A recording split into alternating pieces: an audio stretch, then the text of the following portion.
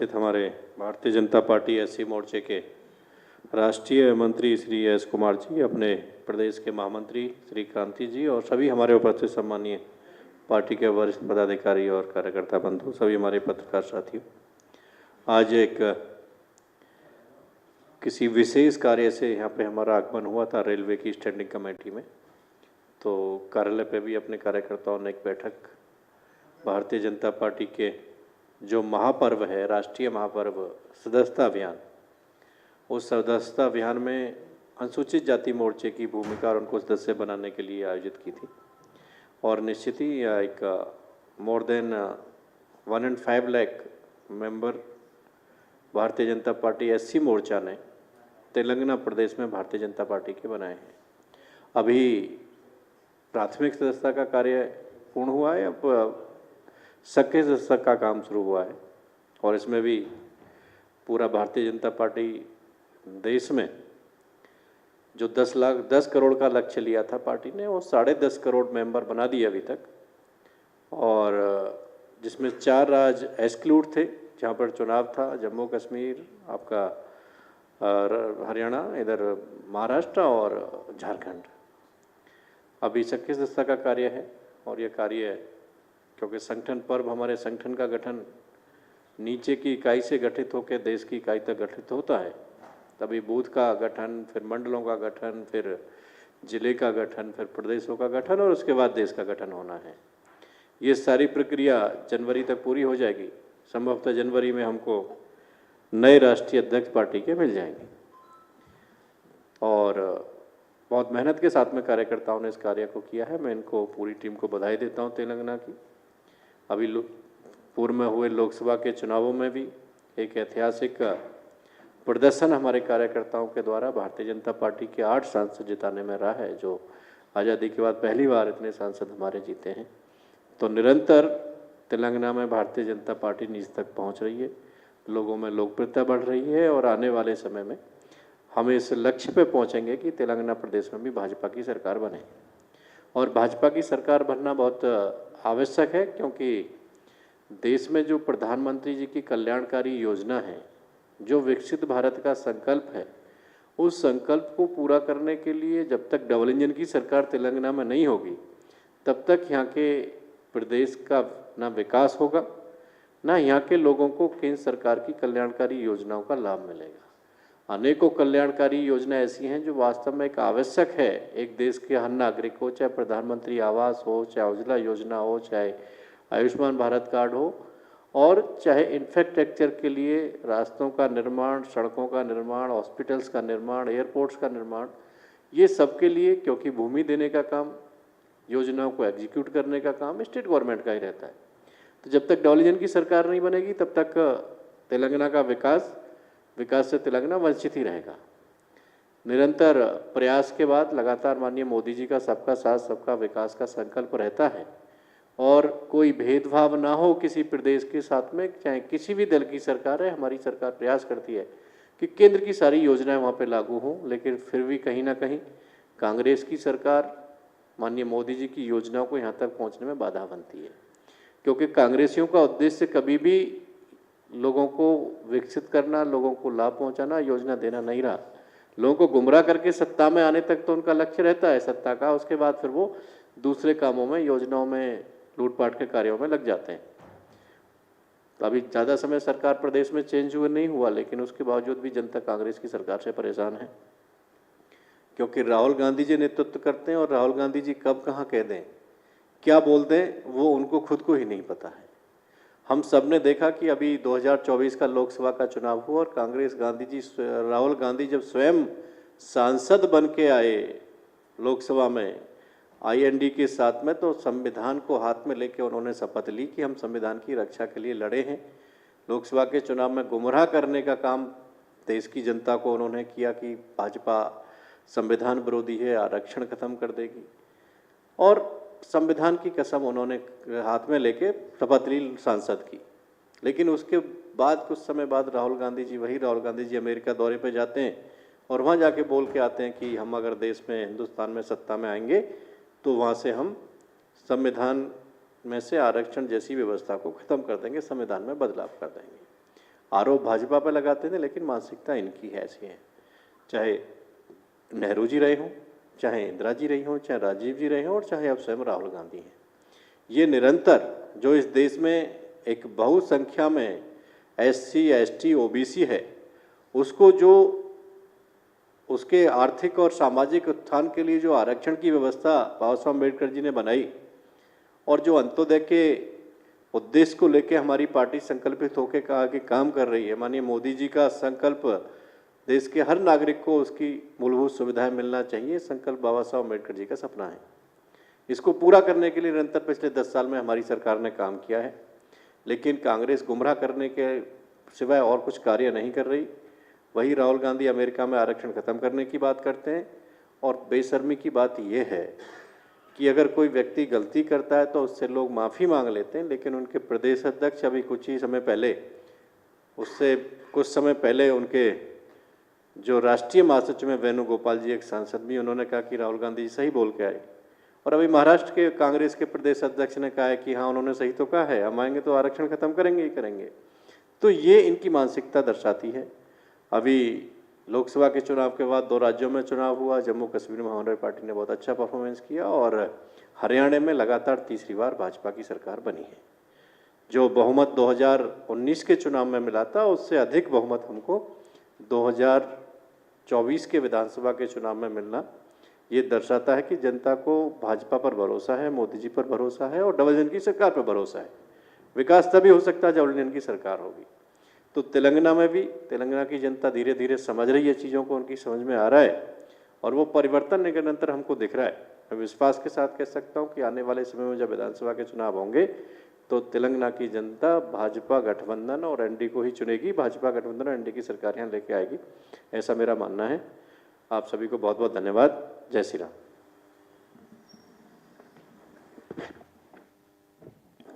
అందరికి నమస్కారం. అంటే సార్ చెప్పిన పాయింట్స్ 2-3 చెప్తాను, మీరు వీలైతే రికార్డు, లేకపోతే మీరు ఆపొచ్చు. అదే చెప్తాను, అదే నేను చెప్పినాక ఒక 2 మినిట్స్ అంటే చెప్పమంటే చెప్తాను, లేదు వాళ్ళు. మొదటగా ఏమనంటే తెలంగాణకు సంబంధించిన SC మోర్చా యొక్క కార్యకర్తలందరినీ అభినందిస్తున్నాను. వారి మాటల్లో 150 సభ్యత్వాన్ని SC మోర్చా నేతృత్వంలోనే జరిగింది. తెలంగాణ భారతీయ జనతా పార్టీ కూడా లక్ష్యాన్ని సాధించే దిశలో ముందుకు పోతున్నది.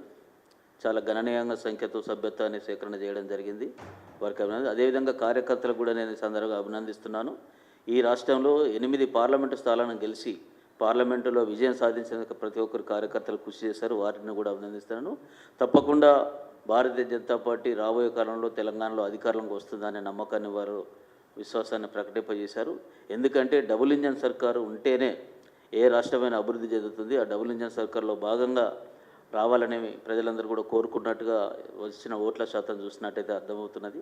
ఇక కాంగ్రెస్ పార్టీకి సంబంధించి రాహుల్ గాంధీ చేస్తున్నటువంటి ఆయన యొక్క ఆలోచన, వాళ్ళ పార్టీని వాళ్ళు ఏం మాట్లాడుతారో రేపేమట్లో ఆయనకు గుర్తుండదు. ఎప్పుడైనా కూడా అదే స్థితిలో చేస్తున్నాడు. ఒక పార్లమెంటు అభ్యర్థి గెలిచిన తర్వాత, రాజ్యాంగం మీద ప్రమాణం స్వీకారం చేసిన తర్వాత రాజ్యాంగాన్ని నమ్మకంతో చేస్తానని చెప్పిన వ్యక్తి రాజ్యాంగాన్ని అపహాస్యం పాలు చేసేలాగా ప్రవర్తిస్తున్నాడు. ఇక్కడ గెలిచి ప్రమాణ స్వీకారం చేసిన విదేశాలకు వెళ్ళిపోయి ఫారెన్కి వెళ్ళిన తర్వాత మేము అధికారంలోకి వస్తే ఈ రాజ్యాంగాన్ని కానీ రిజర్వేషన్ రద్దు చేస్తామని వాళ్ళే చేశారు. కానీ అంతకన్నా ముందు మాకు ఇక్కడ భారతీయ జనతా పార్టీ నరేంద్ర మోడీ గారు అధికారంలోకి రాగానే రిజర్వేషన్లను రాజ్యాంగాన్ని రద్దు చేస్తారు, రిజర్వేషన్ రద్దు చేస్తారని మమ్మల్ని అపవాస్యం చేసినారు. కానీ వాళ్ళ యొక్క మానసిక స్థితి అర్థమవుతున్నది. వాళ్ళే చెప్తున్నారు ఈ రిజర్వేషన్లు అన్నీ కూడా మేము వస్తే చేస్తాం. దానికి అందరూ కూడా మద్దతు పడుతున్నారు. KC వేణుగోపాల్ గారు అదే మాట్లాడుతున్నారు. వాళ్ళకి సంబంధించిన అధ్యక్షులు, మహారాష్ట్ర అధ్యక్షులు కూడా మద్దతు చేస్తారు. కాబట్టి ఇవన్నీ కూడా కాంగ్రెస్ పార్టీకి బీదల పట్ల, దళితుల పట్ల కూడా ఏమాత్రం లేదు. తప్పకుండా వాళ్ళు చేసే పనిని వాళ్ళ మనసుతో భారతీయ జనతా పార్టీ చెప్తున్నారు. ప్రధాని నరేంద్ర మోడీ గారి యొక్క సంబంధించి వారి ఆలోచన విధానము ప్రజలందరూ కూడా విశ్వసిస్తున్నారు. హర్యానాలో గెలిచినాము, జమ్మూ కాశ్మీర్లో చూసినాము, ఎన్నో బ్రహ్మాండమైన రిజల్ట్ వచ్చింది. రేపు మహారాష్ట్రలో కూడా, జార్ఖండ్లో కూడా గెలవబోతున్నామని చెప్పి వారు చెప్పడం జరిగింది. తప్పకుండా తెలంగాణ రాష్ట్రంలో కూడా భారతీయ జనతా పార్టీ వచ్చేసారి ఎన్నికల్లో గెలిచి అధికారంలోకి వస్తుందనే ఆశాభావాన్ని వ్యక్తం చేశారు. మీరేనాడు చెప్పండి.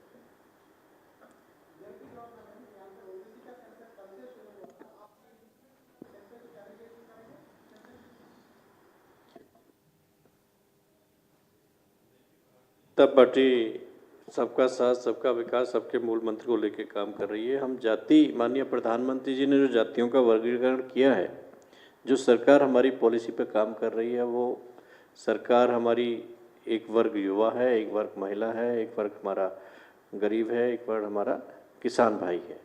इस उद्देश्य को लेकर काम कर रही है। ये जातिवाद के जातिगत उस पे आधार पे कांग्रेसियों ने बांटने का देश को काम किया है। और ये जो कांग्रेसी हैं इस भ्रम को फैला के काम करते हैं कि हम आरक्षण करेंगे। जब ओबीसी आयोग का आधिकारिक रूप से गठन करना था तो कांग्रेस सरकार ने इतना लंबा समय लगा दिया। वो ओबीसी आयोग को मान्यता 2014 में सरकार बनने के बाद मोदी जी ने ही संसद में बिल लाके संविधान में उसको परिवर्तन करके किया। और ओबीसी के साथ साथ जो हमारे देश में ऐसे गरीब हैं जो अन्य जातियों से बिलोंग करते हैं, जो रिजर्वेशन की कैटेगरी में नहीं थे, एससी एसटी ओबीसी माइनॉरिटी की कैटेगरी में नहीं थे लेकिन गरीब थे, वास्तव में उनको आवश्यकताएं, मूलभूत आवश्यकताओं, मूलभूत चीज़ों की आवश्यकता थी, उनके लिए भी 10% का आरक्षण हमारी सरकार मोदी जी के नेतृत्व में लेके आई है। तो इनका काम है जातियों में बांटने का कि जातियों के उस पर जनगणना करेंगे। इतना लंबा समय शासन कांग्रेस ने किया है। 2014 से पहले तो कांग्रेस ही थी, हमें तो मात्र 6 साल के लिए 1947 से लेकर 2014 तक मात्र 6 साल के लिए अटल जी के कार्यकाल में ही देश में शासन करने का, लोगों की सेवा करने का मौका मिला था।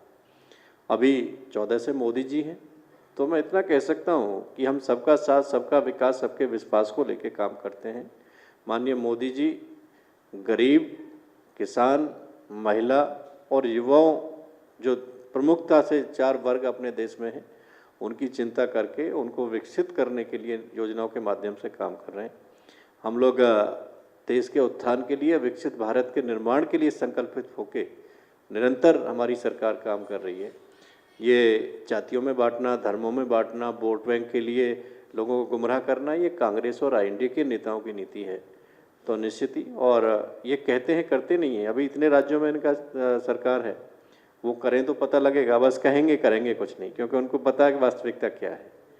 और 2011 में जनगणना कांग्रेस के उसमें हुई थी, जिसमें देश के इतने गरीबों को उन योजनाओं से वंचित रखा, इतने एससी एसटी ओबीसी माइनॉरिटी महिला उन योजनाओं से बाहर रह गए, जिनको प्रधानमंत्री आवास की सूची में नहीं रखा था। माननीय मोदी जी ने 4 करोड़ मकान प्रधानमंत्री आवास में पिछले 10 सालों में बनाए और इन 5 सालों में 3 करोड़ नए आवास बनाने का संकल्प लिया है।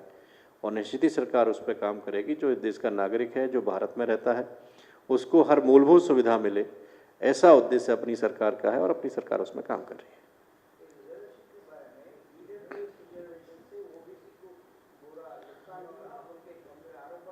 देखिए, जैसा मैंने कहा कि कांग्रेस और आईएनडी सिर्फ लोगों को गुमराह करके और लोगों को बहकाने का काम करते हैं। लेकिन जो ईडब्ल्यूएस 10% का आरक्षण हुआ, उसमें किसी भी कैटेगरी का आरक्षण कम नहीं किया, ना एससी का किया, ना एसटी का किया, ना ओबीसी का किया, ना माइनॉरिटी का किया। बल्कि ओबीसी का आरक्षण कम करके माइनॉरिटीज़ को, एससी का आरक्षण कम करके माइनॉरिटीज़ को आरक्षण देना, ये कांग्रेस की पॉलिसी है। आज भी जो केंद्र सरकार की संस्थाएं हैं, जो आपका एएमयू है, जो इस्लामिया हैं, इसमें एससी एसटी ओबीसी को जो रिजर्वेशन इंस्टीट्यूशन में होना चाहिए था, वो रिजर्वेशन नहीं मिल रहा है, वो इन्होंने ख़त्म कर दिया, उसका लाभ नहीं मिल रहा है। तो निश्चित ही कि ये ओबीसी का आरक्षण ख़त्म करके उसको दिया, किसी वर्ग का कोई आरक्षण ना ख़त्म किया ना कम किया। अभी कुछ समय पहले इन्होंने एक सरकार का एक सुप्रीम कोर्ट का कुछ ऑब्जर्वेशन किसी पंजाब के केस पे आया था कि एससी में भी जो क्रीमी लेयर है उसके आरक्षण को दूसरे उसमें मतलब सभी को मिलना चाहिए, ऐसा उनका था। इन्होंने गुमराह लोगों को किया कि वो क्रीमी लेयर को भाजपा ख़त्म कर रही है, दूसरे एससीओ को वो लेके आ रही है। तो प्रधानमंत्री जी ने स्वयं, हम सब एससी एसटी सांसद उनसे मुलाकात किए तो उन्होंने सबकी भ्रांतियाँ दूर की कि ऐसा कुछ भी नहीं है। जो अम्बेडकर जी का दिया हुआ संविधान आरक्षण की व्यवस्था है, उसमें कोई परिवर्तन भाजपा के रहते हुए नहीं होने वाला है। और उसके बाद फिर कैबिनेट में भी बैठक बुला के प्रधानमंत्री जी ने उसको क्लियर किया, लोगों को सबको आश्वस्त किया कि भाजपा जब तक है तब तक अम्बेडकर जी की बनाई हुई व्यवस्था आरक्षण में कोई बदलाव नहीं होने वाला। अगर बदलाव होगा तो देश के उन वंचित लोगों के लिए, जो अभी तक वंचित थे, उनको व्यवस्था मिले, उनको सुविधाएं मिले, इसके लिए रिजर्वेशन होगा। मैं आपको बता दूं कि जब कांग्रेस सत्ता में लंबे समय रही, जब भी उन्होंने अमेंडमेंट किया संविधान में, तो व्यक्तिगत फायदे के लिए किया। एक बार उन्होंने किया कि देश में इमरजेंसी लगा दी और इमरजेंसी लगा के उसको पूरे देश को जेल के रूप में परिवर्तित कर दिया। एक बार सभी प्रदेशों की बनी हुई सरकार, चुनी हुई सरकार उन्होंने बर्खास्त कर दी संविधान में अमेंडमेंट करके। जब फाइनेंशियली इन पे आरोप लगे तो कुछ जजों की नियुक्ति बिना किसी उसके इन्होंने संसद में संविधान में परिवर्तन किया और बिना संवैधानिक रूप से उनको जजों को हटा दिया। तो इस तरीके का काम कांग्रेस के काल में जब संविधान में परिवर्तन किया तो उन्होंने ये काम किया। अगर मोदी जी संविधान में परिवर्तन करते हैं, वो परिवर्तन करके ओबीसी आयोग को आधिकारिक रूप से दर्जा देते हैं, वो परिवर्तन करते हैं तो अन्य जातियों को 10% का आरक्षण देते हैं, वो परिवर्तन करते हैं तो महिलाओं को 33% का रिजर्वेशन लोकसभा और विधानसभा में देने का काम करते हैं, वो परिवर्तन करते हैं तो जम्मू कश्मीर से धारा 370 और 35 से हटाने का काम करते हैं, जिसके हटने से देश के हर गरीब को सरकारी योजनाओं का लाभ मिलना शुरू हुआ। पहली बार जो एससी कम्युनिटी में वाल्मीकि समाज है उसको आरक्षण की पूरा लाभ रिजर्वेशन का मिलना उनको हुआ। अभी जो चुनाव हुआ 8 एससी रिजर्व सीटों पे चुनाव हुआ है, तो ये पहली बार मौका कई वर्गों को मिला वहाँ पे, जो केंद्र की योजनाओं का, केंद्र की व्यवस्थाओं का लाभ उनको मिलना था, वो धारा 370 और 35 से हटने से हुआ है। तो निरंतर ही मोदी जी के नेतृत्व में जो सबका साथ सबका विकास का हमारा मूल मंत्र है, वो बिल्कुल धरातल पे ईमानदारी से लोगों तक पहुंच रहा है और सरकार उसी उद्देश्य, उसी योजना पे, उसी पॉलिसी पे विकसित भारत के निर्माण में काम कर रही है।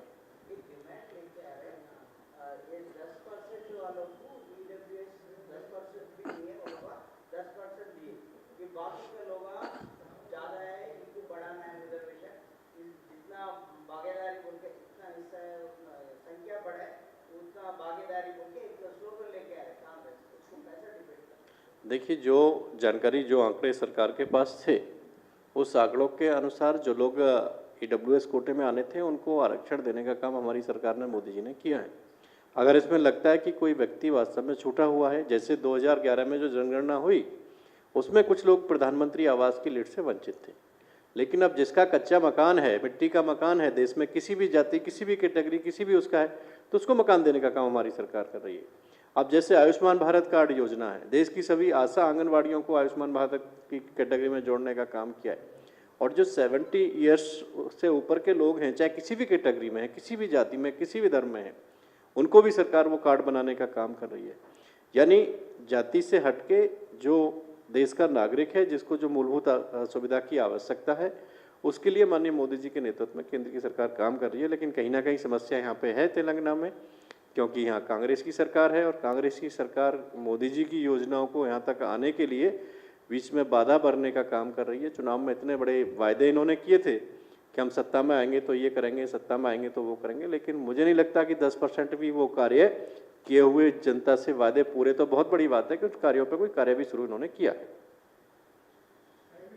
थैंक यू जी, थैंक यू।